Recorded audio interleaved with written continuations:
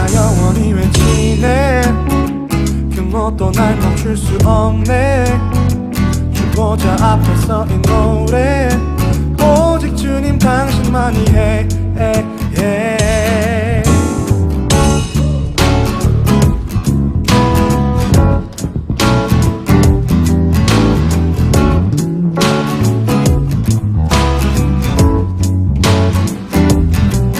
주의 품 안에 그 사랑 안에 나 거하길 원하네. 주 안에 나 영원히 오직 주만이 내 삶의 이유와 모든 것 되시니 찬양해 나 영원히. 이제 나 영원히 외치네. 그 뭣도 날 멈출 수 없네. 주보자 앞에 서인 노래 오직 주님 당신만이 해. 이제 나 영원히 외치네. 그 뭣도 날 멈출 수 없네. 주보자 앞에 서인 노래 오직 주님 당신만이 해. 주의 품 안에 그 사랑 안에 나 거하길 원하네. 주 안에 나 영원히 오직 주만이 내 삶의 이유와 모든 것 되시니 찬양해 나 영원히. 이제 나 영원히 외치네. 그 뭣도 날 멈출 수 없네. 주보자 앞에 서인 노래 오직 주님 당신만이 해. 이제 나 영원히 외치네. 그 뭣도 날 멈출 수 없네. 주보자 앞에 서인 노래 오직 주님 당신만이 해.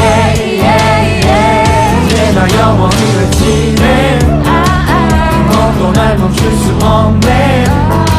주보자 앞에 서인 노래 오직 주님 당신만이 해. 이제 나 영원히 외치네. 그 뭣도 날 멈출 수 없네. 주보자 앞에 서인 노래 오직 주님 당신만이 해.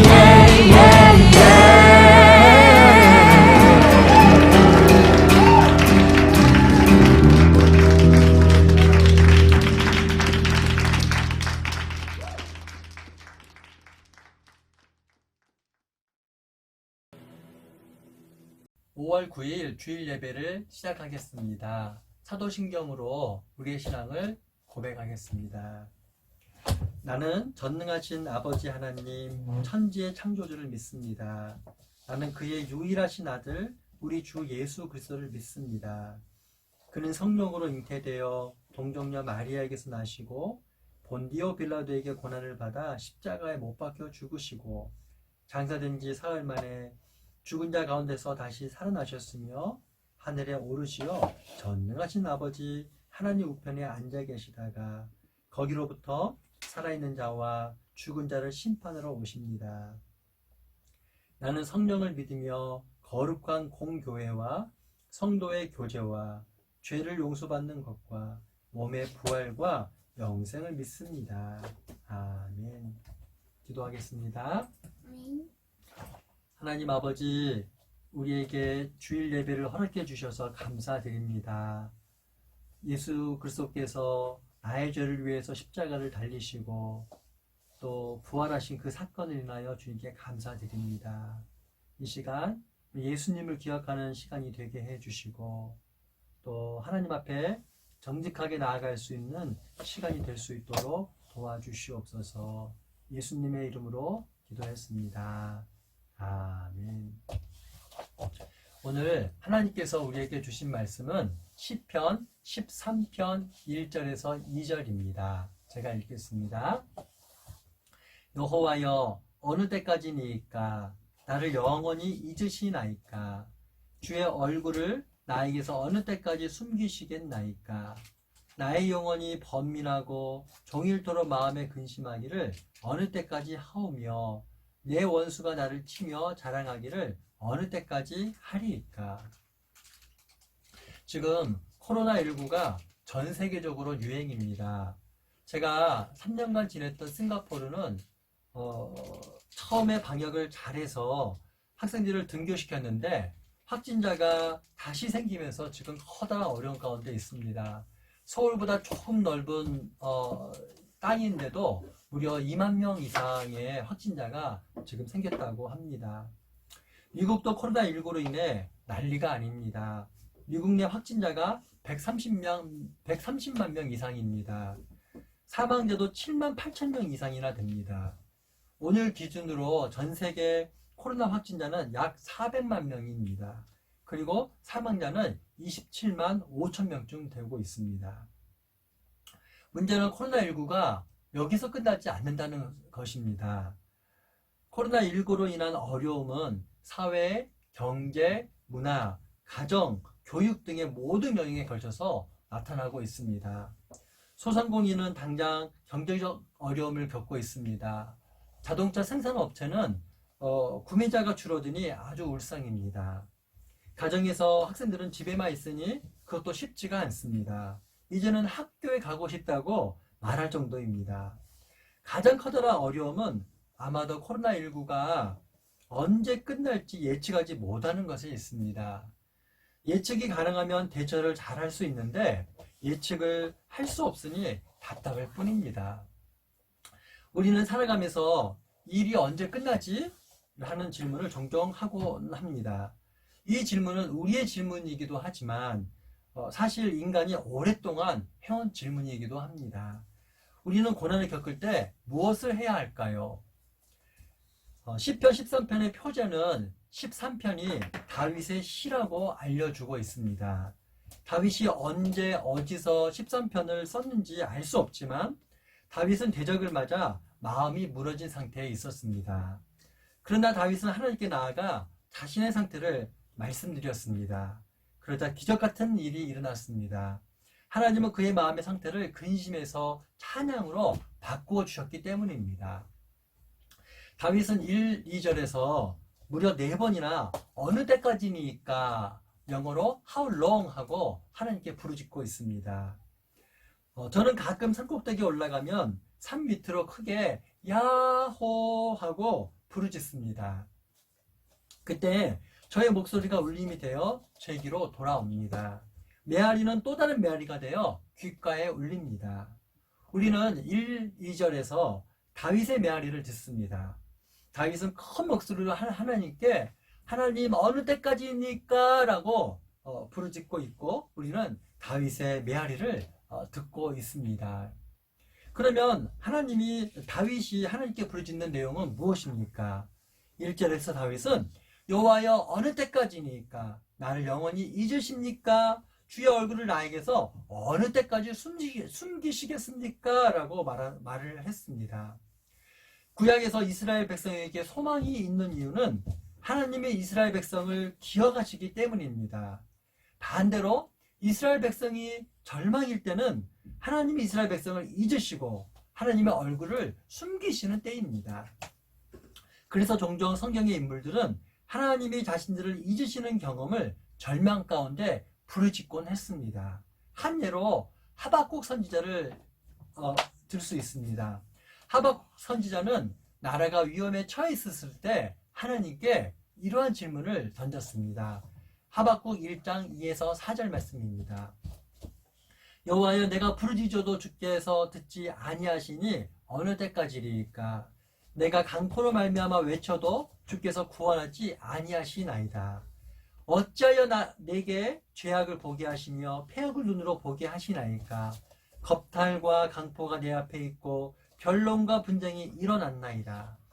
이러므로 율법이 해이하고 정의가 전혀 시행되지 못하오니 이는 악인이 의인을 에워쌌으므로 정의가 굽게 행하여 짐이니이다.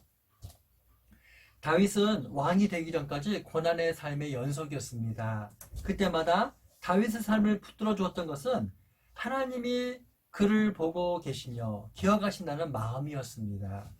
그러나 어떠한 이유로 인해 다윗은 더는 하나님의 자신을 기억하지 않으시며 마치 숨바꼭질 하시듯 꼭꼭 숨어 계시다는 경험을 하게 되었습니다.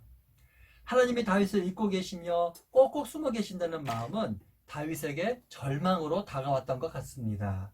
그래서 다윗은 다시 한번 하나님께 부르짖습니다. 2절 말씀입니다.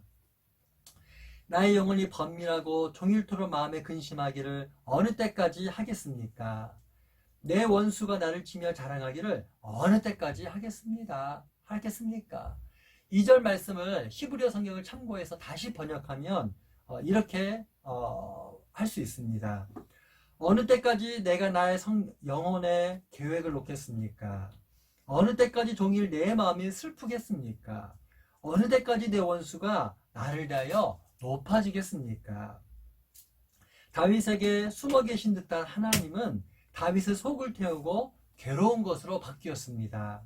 삶에 어려움이 있지만 하나님이 숨어 계시는 것 같으니 다윗은 생각이 많아졌습니다. 그리고 그의 마음은 슬픔의 연속이었습니다. 마음이 무너져 내리는 것 같았습니다. 성경에서 하나님이 숨어 계시다는 생각의 절정은 예수 그리스도에게서 찾아볼 수 있습니다.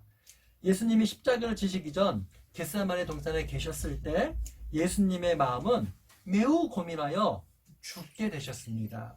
예수님은 겟세마네 동산에서 땀이 땅에 떨어지는 핏방울같이 되도록 기도하셨지만 하나님으로부터 아무런 응답을 들으실 수 없으셨습니다.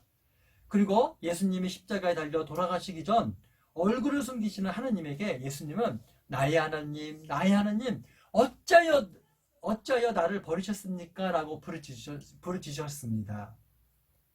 우리가 동의하든 동의하지 않듯 우리의 삶에는 고난이 있습니다. 그 고난이 오는 통로는 여러 가지일 것입니다. 육체의 질병일 수도 있고 믿음 때문일 수도 있으며 죄 때문일 수도 있습니다. 그때 우리는 하나님이 나를 잊고 계신가? 왜 하나님이 숨어 계시지? 라는 생각을 할 수 있습니다. 삶 속에 고난이 있을 때 우리는 무엇을 해야 할까요? 다윗은 참 정직하게 하나님께 기도했습니다. 아프면 아프다고 말했고 슬프면 슬프다고 하나님께 고백했습니다. 여러분은 지금 어떤 상황에 있습니까? 기쁠 때입니까? 아니면 슬플 때입니까? 가정에 이해할 수 없는 일이 있습니까? 혹은 신앙 때문에 고난 가운데 있습니까? 그때가 어느 때이든 여러분은 그 어려움에 대해 하나님께 부르짖을 수 있는 용기가 있어야만 합니다. 그 문제와 고통을 숨기지 말고 하나님께 정직히 아뢰 수 있어야만 합니다. 문제를 바라보고 그 문제를 하나님께 가져갈 때 문제의 해결점이 보이기 시작할 것입니다. 5월은 가정의 달입니다.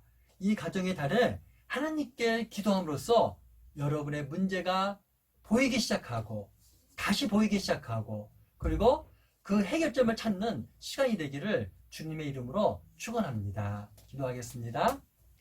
하나님 아버지, 오늘 시편 13편 말씀을 통해 다윗이 어려움에 처했을 때 하나님께 나아가서 하나님 왜 이 일이 있습니까? 라고 부르짖는 것을 살펴보게 해주셔서 감사드립니다. 하나님, 우리가 살아갈 때 항상 좋은 일만 있는 것은 아님을 고백드립니다. 어려움도 있습니다. 고난도 있습니다. 그때마다 그것이 아무 일 없는 양 숨겨두는 자가 아니라 하나님께 나아가 기도하고 다윗처럼 기도할 수 있도록 인도해 주시옵소서. 이제는 우리 주 예수 그리스도의 은혜와 하나님의 사랑과 성령님의 교통하심이 오늘 말씀을 듣고 하나님께 나아가 하나님 이것이 나의 어려움입니다 라고 기도하기를 소원하는 우리 중고등부 학생들 머리머리 위에 지금부터 함께 하시기를 주님의 이름으로 축원하옵나이다. 아멘.